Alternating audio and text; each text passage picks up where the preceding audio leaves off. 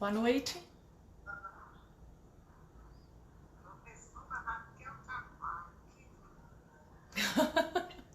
Olha, que sorriso!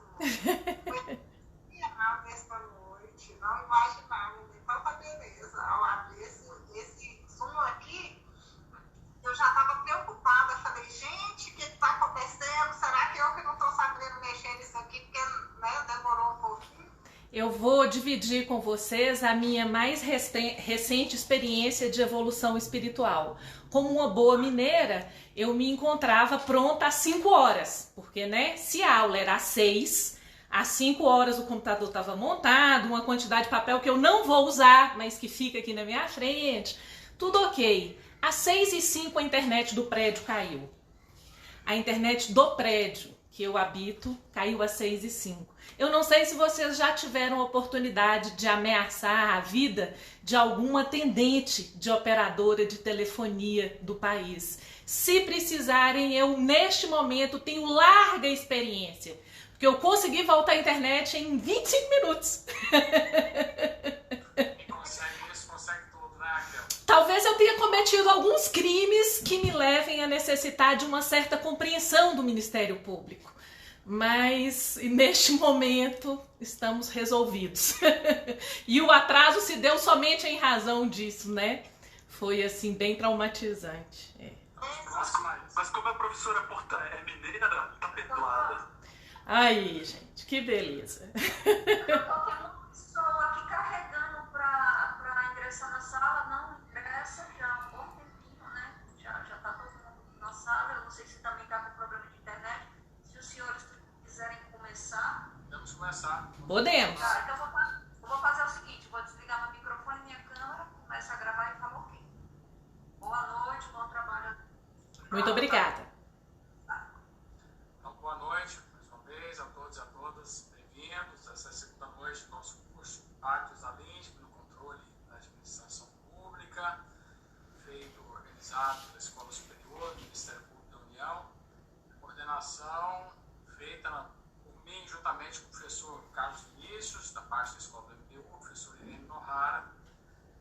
Todos sejam bem-vindos, bem-vindas. E hoje nós temos a alegria de receber a querida professora Raquel Carvalho, que já superou muitos obstáculos na vida, incluindo o obstáculo muito recente com a NET, no dia de hoje, que ela já falou aqui em off no começo, mas a professora Raquel, que é muito conhecida, um dos grandes nomes aí do direito administrativo, já tinha um bom tempo, procuradora do Estado de Minas Gerais, mestre em Direito Administrativo, professora com muitas obras, sendo que esse livrinho verde aí que está atrás dela, todo amigo cobra, né? O segundo tomo, eu mesmo com uns 15 anos, que eu cobro da Raquel, como tantos outros, para não poupar. Amigo é aquele que não poupa do constrangimento, né, Raquel? Mais um dos grandes livros aí de Direito Administrativo, mas enfim, Raquel, é um prazer conhecê-la. Conhecê-la não, né? 20 anos, né? Pra que isso? Ô, gente. Faz de conta que foi hoje, né? Prazer recebê-la, muito obrigado por aceitar, estar com a gente nesse tema, né? Que você tem experiência, não só a experiência acadêmica, de ter escrito sobre o assunto, mas também experiência prática na sua lide, sobretudo na advocacia pública, né? E o material que disponibilizou gentilmente para nós já denota bem isso. E você sabe, a ideia inicial é ter cerca de 45 minutos por aí para essa explanação inicial e depois a gente tentar focar nas perguntas aí dos colegas, dos colegas que assistem o nosso curso e tentar analisar o que você falou e os seus problemas à luz desses problemas práticos, os acordos colocados. Então, seja bem-vinda, tenha a palavra, um prazer revê-la ainda aqui à distância mais uma vez. Muito obrigada, professor Fabrício Mota. Como vocês sabem, olhando a tela, é impossível que eu conheça o professor Fabrício Mota há 20 anos, porque toda mulher há 20 anos estava no pré-primário.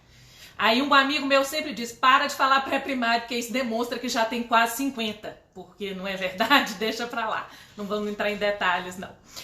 Eu fiquei muito feliz quando recebi o convite para falar sobre motivação e decisão administrativa, consequencialismo e análise de alternativas, porque o tema da motivação é um tema que vem me interessando desde o Direito Administrativo 1, ontem mesmo na Faculdade de Direito. Eu fui a primeira turma de um professor mineiro chamado Florivaldo Dutra de Araújo. o professor Florivaldo tem uma dissertação de mestrado em que ele trabalhou o tema da motivação dos comportamentos públicos de uma forma, à época, disruptiva, lá no início da década de 90, quando eu ainda estava no útero da minha mãe, lógico.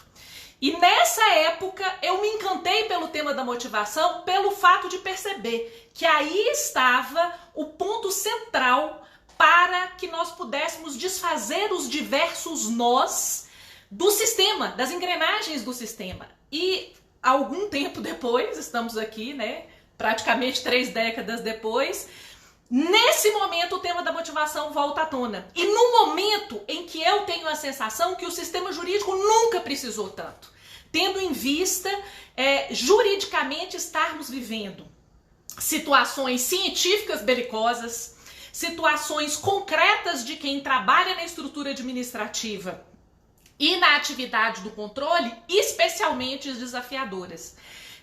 E eu vou dizer algo que me veio como impressão lá na aula do Florivaldo. Se a gente conseguisse fazer real essa história de explicar como se atua, para que se atua, quais são as regras que viabilizam a atuação, sairíamos muito mais facilmente de uma situação tão delicada como a que estamos e seguimos, infelizmente. Numa introdução extremamente rápida, teórica e didática, acredito eu desnecessária para a maioria dos presentes, mas só para desenvolver o fio do raciocínio, nós vivemos uma realidade que é muito diferente das realidades anteriores pelas quais nós passamos. Originariamente não se entendia que boa parte dos comportamentos da administração necessitavam de justificativa.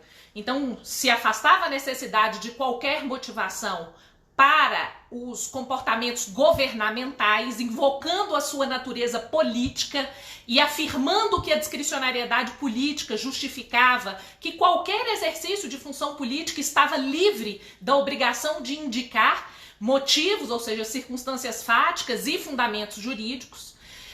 Não entendíamos que era necessária a motivação da discricionariedade administrativa. Aliás, até hoje, nós ainda temos problemas bastante significativos em compreender a própria conceituação da discricionariedade administrativa e aí entender qual é o tipo de motivação que é necessária, mas originariamente era meio que um cheque em branco, qualificar um comportamento como discricionário e ficar livre de qualquer tipo de obrigatoriedade de motivação em relação ao comportamento público. E se entendia que era necessário motivar, aquela alternativa um tanto óbvia, de uma forma elegante e, diria eu, uma forma mais vulgar, bastante cretina. Tem que motivar quando a lei fala que tem que motivar. Ai, que bonito, lindo isso. E aí, entendendo lei como lei, aquela regra prescritiva que vem na legislação infraconstitucional do Congresso Nacional, da Assembleia ou da Câmara de Vereadores. Não do ponto de vista que hoje a gente entende a legalidade como bloco de juridicidade, como a necessidade de observar a Constituição, coisinhas como o Estado Democrático de Direito, qualquer pessoa que exerce poder tem que explicar as razões pelas quais exerce o poder, sejam elas razões fáticas ou jurídicas. Não se tinha esse olhar a partir do texto constitucional e esse olhar que buscasse, de fato, viabilizar a concretude do próprio texto constitucional em relação aos seus fundamentos e aos seus objetivos, que, interpretados numa hermenêutica que fosse sistemática, já deixava clara a obrigatoriedade de motivar. Não!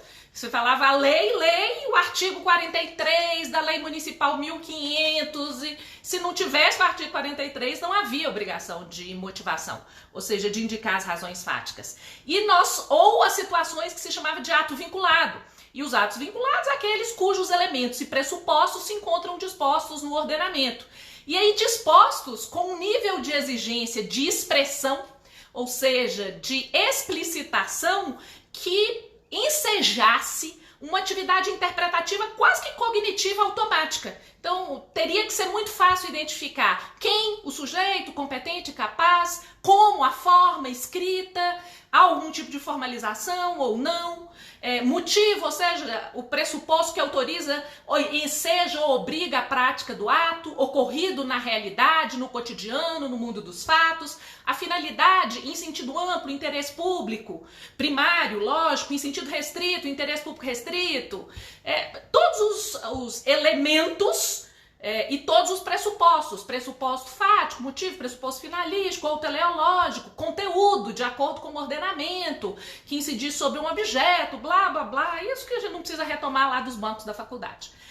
E esse momento, ele começa a sofrer algum tipo de abalo sísmico na sua prevalência com caráter de exclusividade na década de 70, quando a gente percebe que as pessoas se dão conta que alguns atos restritivos, mesmo que não houvesse dispositivo legal que expressamente determinasse o dever de motivar antes da sua prática, e mesmo que eles não fossem vinculados enquanto atos vinculados a essa hermenêutica, processo cognitivo, matemático, de descoberta do sentido prévio da lei, né? Uma visão bastante primária e ogra da atividade de reconstrução do ordenamento e da realidade, a gente começa a perceber que alguns atos restritivos buscavam propositadamente escapar da qualificação de vinculação para que pudessem ser realizados sem um maior tipo de explicação. E ali estava o cerne de boa parte dos desvios, e desvios muitas vezes difíceis de serem identificados. Desvios de poder, em que se exercia a competência tal como prevista na lei, mas para atingir uma finalidade diversa. Já naquela época começa a se perceber um movimento de captura de esferas decisórias, onde havia um maior espaço de hermenêutica. E aí, como uma forma de reagir ao desconforto dessa carta branca que se dava pela interpretação prevalecente a propósito do dever de motivar aos gestores públicos, à administração, começou a se falar, no mínimo, na teoria dos motivos determinantes. E na teoria dos motivos determinantes, as pessoas falam, já é ótimo, é uma beleza, que espetáculo, a teoria dos motivos determinantes. Mas a verdade é que, se a gente espremer a teoria dos motivos determinantes, ela conta pra gente que quem fala muito dá bom dia a cavalo. Porque o que a teoria dos motivos determinantes estabelece? Ela não estabelece a obrigatoriedade de motivar. Ela fala assim, se o agente público, embora não obrigado a motivar, lógico, embora não está expresso, mas fica claro, se o agente público indicar as razões fáticas e jurídicas pelas quais ele atua, tais razões integram a validade, ou seja, ensejam um controle de legalidade estrita e permitem que o controlador, seja ele um controlador interno, seja ele um controlador externo, e dentre os controladores externos também e principalmente o judiciário, possa aferir a veracidade do motivo, ou seja, a veracidade do fato, e a juridicidade do fundamento, se aquilo que se coloca está de acordo com a Constituição, com a lei, com os atos regulamentares e os atos regulatórios. De certo modo, é meio que não mexer na discussão principal, porque ele fala, se o agente falar, integra a validade. E aí você pergunta, sim, e se ele não falar? A teoria dos motivos determinantes silenciava. Ou seja, a gente continuava com a ideia que prevalecia lá na década de 70, de que os atos vinculados motivam e os motivos integram a validade. E os atos discricionários não precisava motivar. Mas se o agente afirmasse algo, esse algo tinha que ser verdadeiro. Se o agente invocasse um dispositivo, uma norma resultante de um texto legal ou da interpretação de um princípio, isso deveria ter sustentação no ordenamento como um todo. Nesse sentido, quanto menos se falava, melhor era. Por quê? Porque em relação ao ato discricionário, se eu não falasse nada, ninguém podia mexer comigo. Quando é que eu podia suportar o controle? Quando é que eu estava frágil e disponível para ser controlado? Eu estava frágil e disponível para ser controlado se eu indicasse um fato ou fundamento jurídico, porque a partir daquele momento aquilo integrava a legalidade. Então, se eu demitisse um servidor comissionado e afirmasse demitir porque mandei que ele observasse uma ordem de distribuição para a realização das tarefas e isso não aconteceu. Se provasse que ele observou a ordem, acabou, o ato era inválido. O ato de exoneração do servidor comissionado fundamentado num fato que não estava obrigatoriamente sujeito à obrigatoriedade de indicação, mas que uma vez indicado tem que ser verdadeiro, não pode ser mentiroso. E com isso, as pessoas perguntam, mas Raquel, de onde que vem essa resistência que a administração pública tem de explicar as coisas, de indicar os fundamentos. De onde é que vem isso? É de preguiça só? Né? Não, gente. Qualquer pessoa que tivesse 2 neurônios fazia isso. Se ela abrisse a boca num ato discricionário, ela estava sujeita a um controle o mais amplo possível da veracidade, dos fundamentos. Se ela ficasse caladinha, ela falava assim, é mérito, ninguém invade o mérito. O mérito é a liberdade que remanesce da interpretação do ordenamento e que seja ao gestor e aos agentes públicos escolhas e alternativas igualmente legítimas perante o direito. E esse é o espaço da reserva da administração. Hoje isso vem com outros nomes, com outras teorias, né? Hoje a gente fala teoria da capacidade institucional, hoje a gente fala da deferência pelo órgão controlador ao espaço de escolha da administração. A questão é, se você fala isso tudo e não obriga a motivação, você admite uma manipulação da gestão pública para que ela fique livre de qualquer tipo de controle. Porque se basta para a administração falar é discricionária e ela está livre do dever de motivar e ninguém mais pode encostar nela, mas bem, ficou bom demais. Porque aí eu não sei vocês, não ia passar uma vinculação na minha frente. Eu ia falar que tudo tinha um espacinho de liberdade. Por quê? Porque a tendência do ser humano é essa. Quem tem poder tende a abusar do poder que tem. E ser controlado é muito desconfortável. Explicar é muito desconfortável. Explicar dá um trabalho doido. Sabe por quê? Porque quem faz já gasta uma energia enorme para explicar o que está fazendo, para fazer a engrenagem realizar. Se você tem que fazer e ainda explicar por que faz, isso tira qualquer um da zona de conforto. E mais, ainda o coloca sujeito a um outro olhar no futuro. Então, existe uma explicação histórica e uma explicação que eu brinco que é psicanalítica mesmo. É praticamente psicológica para a resistência à motivação. A forma como o dever de motivar evoluiu no direito administrativo brasileiro claramente é uma forma que fomentou o silêncio da administração.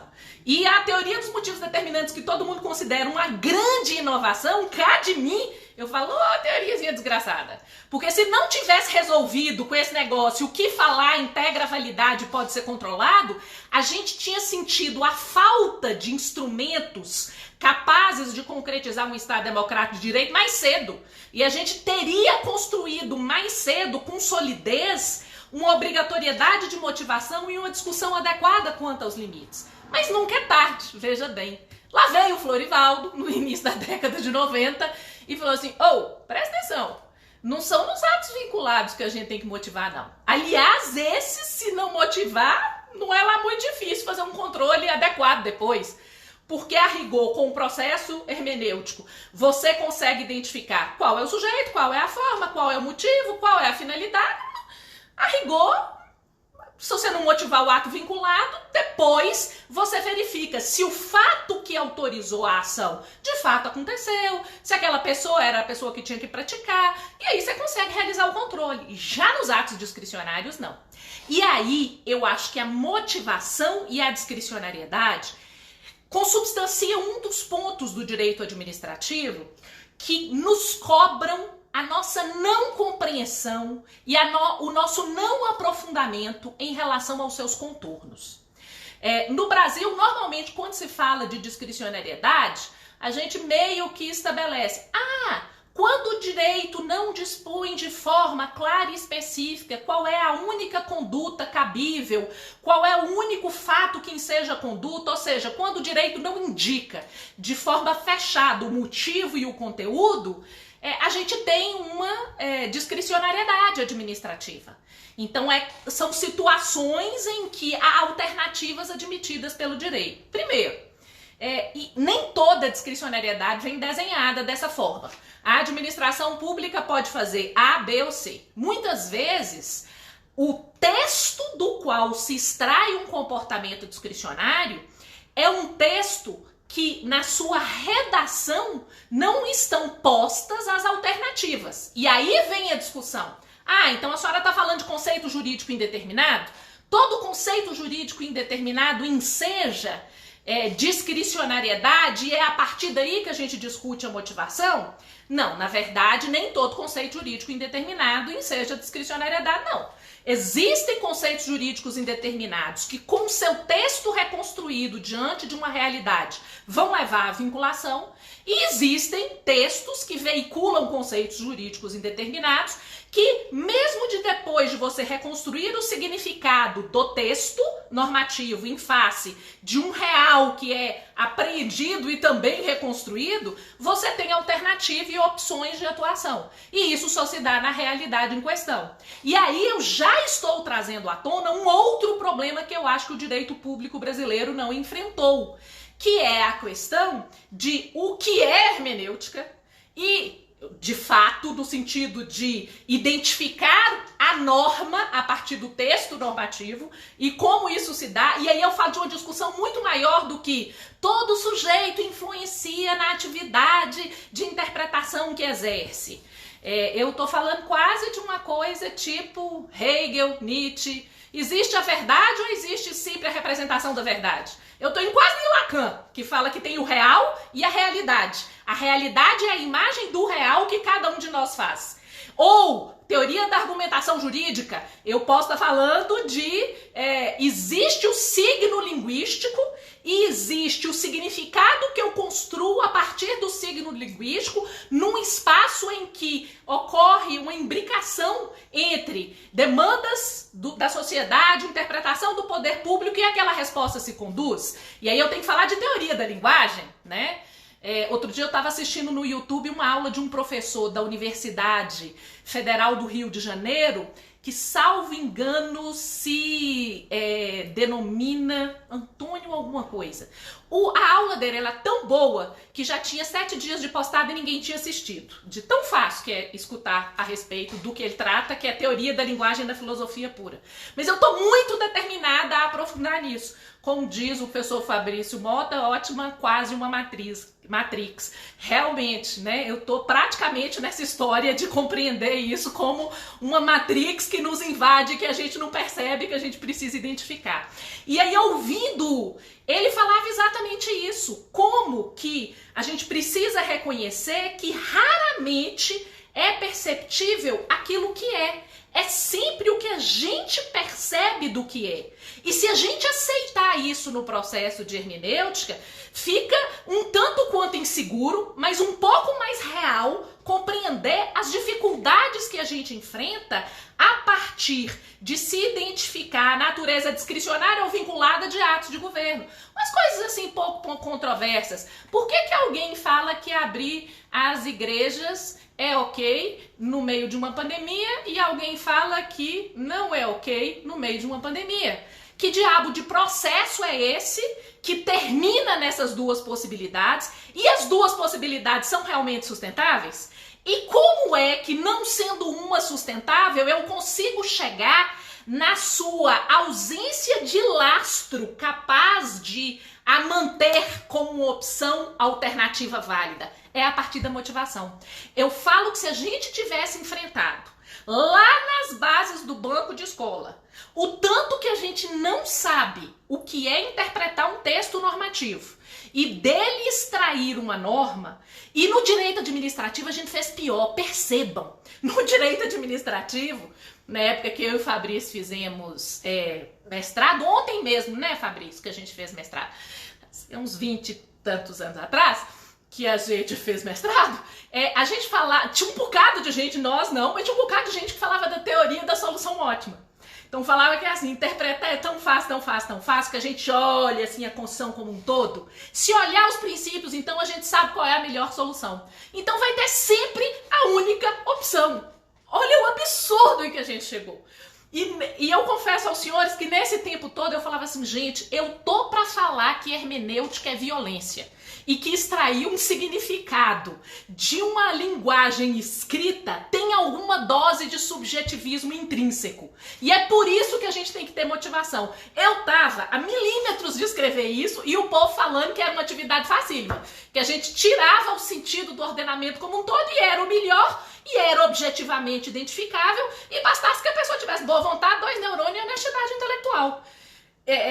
Percebem o nível de ignorância das fragilidades que o processo de reconstrução do sentido de um texto e de percepção da realidade trazem, é como se em toda situação fosse fácil saber se é bom fazer credenciamento, manifestação de interesse, registro de preços, como se não houvesse um espaço em que interpretar as demandas de aquisição da administração e escolher o mecanismo tem uma dose de subjetivismo. E eu digo para vocês, ainda acho que isso existe quando a gente termina concluindo pela vinculação.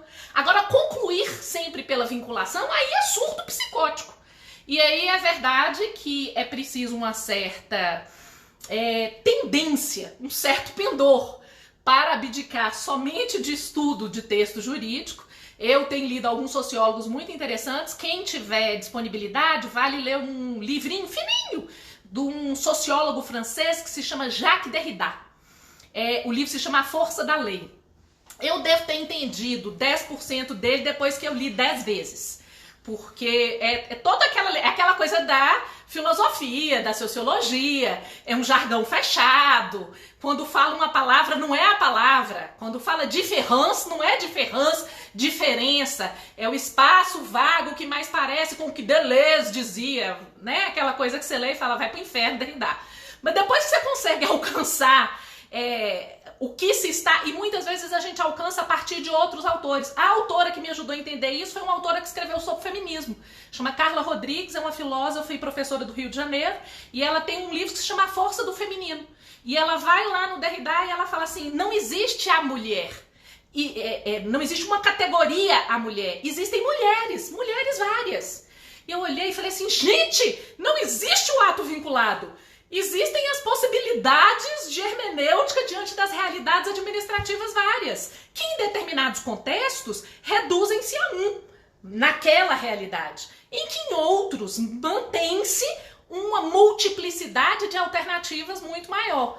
E aí eu tô fazendo essa introdução toda para que vocês percebam o contexto que coloca pra gente ou motiva todo comportamento público, ou a gente sequer vai conseguir saber se ali é uma vinculação mesmo, se ali existe discricionariedade, em existindo, se foram respeitados os limites da discricionariedade e como o controle vai se realizar. Essa é uma discussão que nos leva de volta para, eu brinco que é para a idade média do direito administrativo, é para antes dele existir. Nós estamos aqui discutindo o que é hermenêutica, o que é vinculação, o que é discricionariedade, porque se a gente não resolve isso, você não consegue chegar aqui e falar assim, então em relação aos atos discricionários tem que motivar, porque é neles que nós precisamos da maior explicitação dos condicionantes fáticos e jurídicos que me levaram a considerar essa única alternativa. E é isso que me permite avaliar se aquilo que foi considerado um condicionante fático realmente existe. Porque aí vem um outro problema. Que, na verdade, a motivação traz a solução. Porque a motivação, ela permite que você controle a veracidade dos fatos que são indicados. E indicar a veracidade dos fatos é algo que, quando se discute essa sensibilidade, essa fragilidade na categorização, o que é discricionário e o que é vinculado, essa fragilidade, ela é, de certo modo, reduzida na medida em que eu viabilizo a discussão daquilo que está na base dos fatos. Exemplo, nós vamos vacinar ou nós vamos distribuir cloroquina? Duas alternativas. Nós vamos distribuir cloroquina. Pode até ser que no início de 2020 não houvesse estudos em número suficiente que permitisse excluir essa alternativa. Na medida em que eu falo, eu estou escolhendo distribuir cloroquina porque não tem estudo que invalida e nós ainda não temos vacina, se você refaz o controle disso no início de 2021, então se em 6 de abril de 2021 a gente fala assim, e agora? Agora aquela motivação não serve não, porque os estudos já existem no mundo inteiro. E contar pra vocês, a cloroquina não funciona não. E tem outra coisa, sabe aquele pressuposto fático, a vacina não existe? Mentira também, que a gente já tem as vacinas. Vamos correr atrás das vacinas, vamos vacinar a galera. Por que eu consigo fazer esse controle? Porque quando o comportamento foi adotado como escolha de gestão pública discricionária, com discricionariedade, nesse caso, dizem muitos, política, eu acho que é técnica. Tem gente que entende que é política, tem gente que não entende, que não tem diferença entre política e técnica. Enfim, no momento em que eu não acho que existia, na verdade, neste caso específico, uma discricionariedade. Existia uma limitação das ciências da natureza de identificar qual que era a melhor alternativa possível. Exatamente, doutor Bernardo Coelho. Direito administrativo baseado em evidências. O professor Floriano esteve aqui ontem, deve ter falado isso com vocês. A gente não tinha evidências em número suficiente. Agora que a gente tem evidências, a gente volta atrás na motivação, identifica o fato, verifica que ele não se sustenta e deixa evidente a necessidade de se alterar a decisão administrativa. Se lá atrás aquilo é tomado sem motivação, ou se a motivação vem depois de uma forma que você manipula o reconhecimento das circunstâncias, então você não diz nada. E aí na hora que discute, mas lá atrás era de um jeito, agora é de outro. Na hora que você faz essa discussão, a pessoa fala, não, mas lá atrás eu não fiz isso porque não tinha vacina e porque não tinha estudo, não. Lá atrás eu fiz isso e inventa-se. É algo que o Celso Antônio discute desde a década de 80. A motivação, ela tem que ser anterior ou concomitante ao comportamento do poder público. Por quê? Porque se ela não é anterior ou concomitante, ela admite, quando feita a posteriori, uma manipulação ardilosa dessas condições. E essa manipulação ardilosa, ela afasta o objetivo principal da motivação. Até aqui, vocês já perceberam alguns aspectos que, independente da limite, percebam que eu não falei na palavra limite até agora, e acham que foi por acaso? Não, foi de propósito. Eu queria que vocês entendessem que tem uma parte da discussão sobre a motivação que não tem a ver com a limite. E que a limite, na verdade, ela faz algo que eu considero essencial e incrível, que eu considero realmente incrível, que ela traz à tona a discussão. Ela traz à tona o que é que a gente precisa em relação à definição dos parâmetros da motivação. E com a limite eu acho que a gente deixa claro que não é só o gestor que tem que motivar. Porque algo ficou evidente com as considerações que eu fiz até agora. Eu estava falando da administração, né? Eu estava falando do gestor que escolhe, o gestor, e o agente público, e a administração, e as alternativas da administração, e o governo. E, né, eu estava falando aqui de quem planeja, faz o ciclo lá, quando é política pública toda, e realiza. De quem faz o poder de polícia, de quem faz... Eu estava falando de quem realiza. Vem a limite e fala assim, vocês já prestaram atenção que quem controla também tem que motivar? Aí você fala, vixe, a gente não resolveu uma parte, agora ainda vai impor para quem controla o mesmo dever da outra ai, Jesus! É por isso que tem essa sensação de aflição. Quem é controlador tem uma aflição doida. Porque, na verdade, acredito eu, boa parte dos controladores sequer tinha claro e perceptível essa confusão em relação à motivação. E, do ponto de vista, pensa quem controla a administração. Você controla um negócio que, em vários momentos, você se depara com situações teratológicas, desvios, fraudes, abusos. E aí você olha, desgramado, por que você não motivou?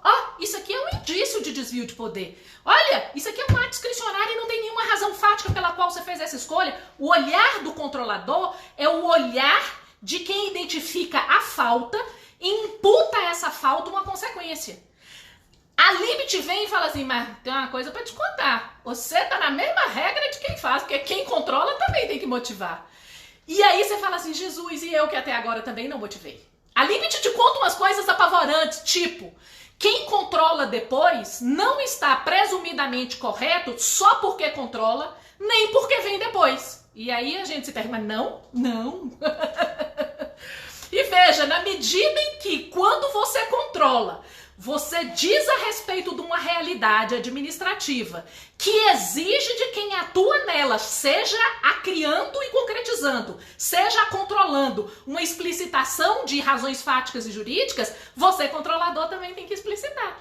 Então você não pode falar assim, no momento em que a administração decidiu que quem era contratado por ela entregou o objeto, e identificou o fato entrega do objeto, eu que sou controlador interno da Controladoria da União, eu que tô lá na AGU, eu que depois vou fazer o controle externo do TCU, eu tô falando que não foi bem essa entrega que devia ter feito. Não, porque na verdade, quando a gente interpreta a cláusula contratual, eu controlador entendo, que a cláusula contratual tinha que ter uma outra interpretação, e que portanto a entrega não ocorreu, e que portanto, e aí a gente cria uma situação em que se presume que quem vem depois, sem sequer necessariamente estar sujeito ao dever de comprovar a veracidade do que diz, a sustentabilidade jurídica da interpretação que faz para chegar aos fundamentos jurídicos apontados, essa pessoa, ela está presumidamente certa e isso vai prevalecer. E a Limit fala assim, não, cara pálida. Se você vai falar sobre uma realidade, presta atenção. Primeiro, você vai falar de uma realidade em que o agente competente qualificado do ordenamento é o gestor, o administrador e o agente público, não é você que controla.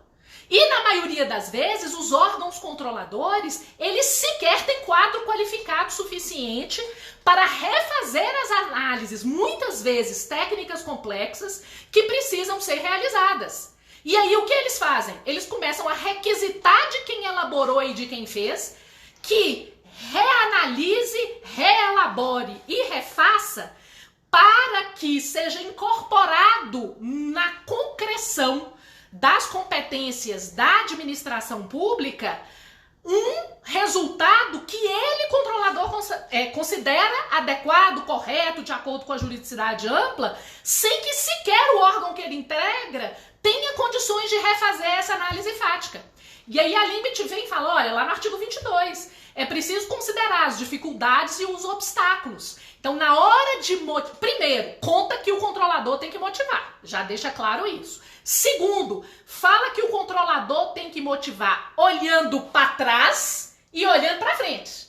No artigo 22 fala olhando para trás. Como é que é olhando para trás? Olha para que a realidade enfrentada pelo gestor não seja completamente ignorada. Não pode ser profeta do acontecido. Aquela frase famosa que todo palestrante usa, não pode ser engenheiro de obra pronta. Então tem que considerar aquilo que era difícil no momento em que se fez a opção. E mais, tem que olhar para frente. Então o controlador, ao motivar, ele também tem que analisar as consequências. E aí, quando a gente fala de consequência, a lei ela é expressa em dois aspectos. Ela é muito preocupada quando há risco de invalidação e quando a decisão do controle parte de valores jurídicos abstratos. O Floriano já deve ter falado da confusão que é o que é valor jurídico abstrato. Qualquer coisa o Fabrício explica nossas brigas lá em Tiradentes, no IBDA. Quer declarar que fiquei vencida em quase tudo. Mas tudo bem, gente. Nenhum problema em ser posição minoritária no IBDA. Mas enfim, algo é uniforme em todos nós. A Limit, ela coloca o controlador, primeiro, sujeito à obrigatoriedade de motivar. Então, ele tem que dar lastro para o seu juízo em relação ao comportamento administrativo, com base na veracidade de elementos apuráveis que sustentem a sua conclusão. Isso já é uma mudança doida. Além disso, ele tem que indicar, obviamente, fundamentos jurídicos razoáveis. Na hora dele olhar para trás e identificar quais eram as dificuldades que o gestor enfrentava, eu brinco que é um dever de encarnar a realidade, né? Você não pode mais ter um ponto de vista de fora, você não vai ficar mais julgando, você tem que virar o gestor 20 anos antes. Igual aquele filme que discute a posição de quem participou do nazismo levando as pessoas até o trem. Era possível mesmo? Tem filmes fantásticos que falam como é que é fácil nós, hoje, 50 anos depois, falar, eu jamais seria essa pessoa. Só que naquela época, boa parte das pessoas preferia negar para si mesmo que estava participando de um genocídio. Era claro isso. E, na verdade, o que a Limit faz não seja a pessoa que leva judeus para o trem para serem mortos pelo Führer. Não seja essa pessoa. Então, analise as circunstâncias fáticas que eram enfrentadas por essa pessoa e se coloque na pele dela e veja se era exigível uma atuação diversa. E mais do que isso, Olhe para frente e veja as consequências do que vem da sua atuação. E aí eu vou dizer para vocês, motivar indicando consequências como parte essencial do juízo do controlador é algo que muda a concepção de direito. E aí agora eu vou fazer um raciocínio como se a gente estivesse no primeiro ano de faculdade. Eu lembro muito de uma professora de filosofia do direito que eu tive, incrível, um dos melhores seres humanos que eu já vi, chamava Elza Maria Miranda Afonso. Era uma senhorinha de 1,5 m, né, Fabrício? Magrinha! Ela tinha uma perna um pouco menor que a outra, usava um sapato com salto. Uma das mulheres mais geniais que eu já tive a oportunidade de ouvir. E eu lembro da professora Elza, ela me pediu que eu fizesse uma apresentação de Rousseau. Eu fiz uma apresentação, gente, o que a juventude faz, né? Nem eu mesma entendi o que eu tava falando, porque eu achava que filosofia era falar bonito e difícil. Eu quero declarar que eu entrei na faculdade com 16 anos, me deem esse desconto, né? Aos 16, 17, a gente quer aparecer de algum modo. E aí eu lembro da professora Elza falando comigo no final da aula, e ela era muito professora, então ela me elogiou, isso que me mata. Me elogiou, falou que a aula tinha sido ótima, a aula tinha sido um horror. E aí ela virou e falou assim, minha filha, todas as vezes que você for explanar alguma coisa, pergunta assim, se eu tivesse no ginásio, os meninos entenderiam? E ali eu entendi que ela estava falando assim, o que você disse é tão confuso que ninguém compreendeu nada. A gente não foi embora por dó de você. E todas as vezes que eu vou falar algo muito difícil, eu lembro da Elza. E agora eu estou encarnada em Elza. Eu vou falar de uma forma simplista, sem nenhuma referência complexa. Para os meninos do ginásio que não estão aqui, se quisessem entender.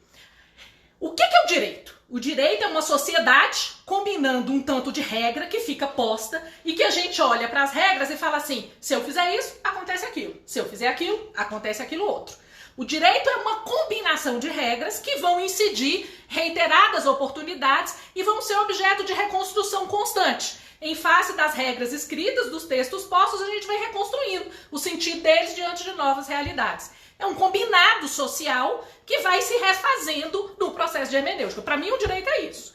Quando eu falo que na hora de atuar, um controlador tem, além de fazer isso, que é inerente ao processo de aplicação dos textos normativos, ele precisa olhar para frente e ver as consequências e, dependendo disso, ele agir ou não, ele atuar ou não, ele concluir pela invalidação ou não, ou seja, ele decidir o que ele vai fazer, eu tô quebrando essa concepção de direito. Porque eu não tô falando mais que ele tem que agir de acordo com as regras combinadas. Porque pode ser que de acordo com as regras combinadas, não seja para sustentar a escolha administrativa, que seja, por exemplo, ilegal. Talvez esse seja o resultado da interpretação da regra combinada. E aí vem a limite e fala assim, mas ele tem que atentar nos casos de invalidação para as consequências. E na hora de atentar para as consequências, o que ele pode perceber? Ele pode perceber que a consequência vai ser, por exemplo, deixar um hospital sem material de órtese e prótese. Deixar uma Fiocruz sem os insumos necessários à vacina da Coronavac. E aí o que é que a gente abre a porta com a limite, ó a caixa de Pandora abrindo. Dependendo da consequência, você ignora as regras, filhão.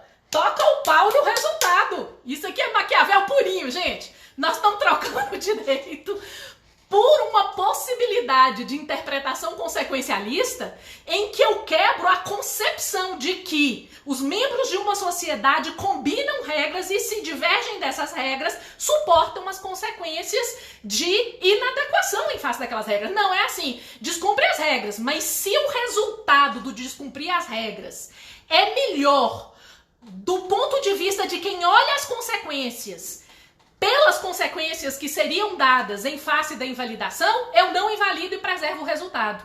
Eu não sei se vocês alcançam. Para mim, isso é de uma transformação e de uma gravidade apavorante. Por quê? Porque o problema que a gente tem com a discricionariedade, porque o problema que a gente tem com a hermenêutica, nós vamos ter com a consequência. Qual que é o problema da gente ter um tanto de regra cujos textos são interpretados e reconstruídos diante de uma realidade? A gente não sabe direito como que se faz isso, a gente reconstrói essa realidade sem ter lastro fático ou não atualizando para a nova realidade, aí os problemas são vários. Então a gente não domina isso bem. Vocês pensam, se a gente não domina bem séculos de hermenêutica, de direito, vocês acham que a gente vai dominar rápido adivinhação de consequência inventada, fantasiada, porque aí nós estamos falando uma coisa, não é algo que já ocorreu. Nós não sabemos reconstruir o que já ocorreu. Há divergência quanto ao ocorrido. É aquela frase incrível, né? No Brasil há dúvidas quanto ao passado. A gente tem dúvida quanto ao passado no Brasil. Agora vocês imaginem o que é supor as consequências. Que diabo de suposição de consequência é essa? Quem souber morre. Eu não faço a menor ideia de como a gente vai estruturar uma motivação consequencialista segura. Eu queria, assim, um consequencialismo motivado em evidências. Eu acho que é isso que a gente vai ter que construir. E quais vão ser os limites da identificação dessas consequências? São as consequências que o controlador acha que advirão? Porque aí tem que ver isso. Outra coisa, agora a gente já tem uma série de controladores fazendo estudos muito sérios. Eu tenho um colega, um amigo, que ele está escrevendo sobre isso dentro do Ministério Público.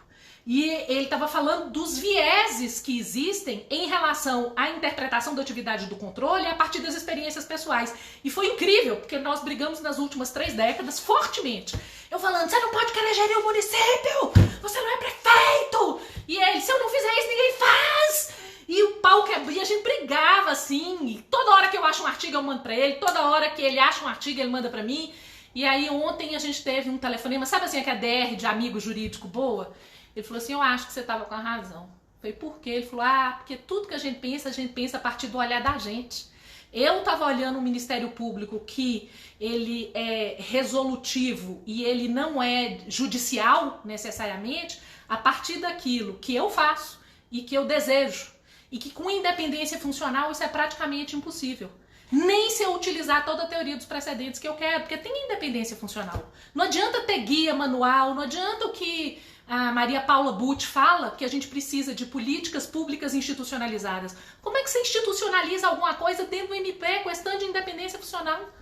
E outra, quem não trabalha, não trabalha. E quem trabalha, trabalha. Seja com ação judicial, seja com atuação preventiva, seja com acompanhamento fiscalizatório que respeita o mérito da atividade governamental. E aí é muito interessante a gente perceber como que as instituições estão amadurecendo e como a gente tem que aprender com a ciência política. Eu sei que meu tempo acabou, então, acabei de perceber que ele acabou. Vou terminar aqui, Fabrício. Mas eu acho que a gente precisa muito aprender com a ciência política que trabalha com dados. A gente discute isso tudo de motivação, de direito administrativo de evidências, de e a gente não trabalha com dados. O direito administrativo, a administração pública e a função de controle parte de pressupostos que têm vieses cognitivos que, a meu ver, afastam a cientificidade do que a gente fala. Então, quando a gente fala de motivação em relação aos comportamentos públicos, eu estou falando do dever de quem controla as licitações motivar, quem controla a política pública de saúde no meio de uma pandemia motivar, quem controla a atividade das agências reguladoras e as agências reguladoras motivarem. Então, nós temos esse aspecto colocado para a gente hoje de uma forma muito clara, como um desafio. A gente precisa entender como que nós vamos fazer isso. E a Limpet aumentou o desafio. Porque agora não é só motivar colocando-se na pele do gestor que atuou quando atuou, indicando os fundamentos jurídicos. É motivar tentando dar um mínimo de cientificidade não só aos elementos técnicos que embasaram a conduta de quem atuou lá atrás, mas também na análise das consequências que poderão advir de um eventual controle repressivo diante de ilegalidades ou um controle que seja realizado com base em princípios. Não acho que é uma tarefa fácil, eu tenho mais assim umas 2 horas de coisa para falar para vocês, mas eu acho que para começo da conversa é bastante suficiente. Muito obrigada, professor Fabrício, devolvo a palavra. A você, Raquel, muita coisa a gente continuar conversando, né?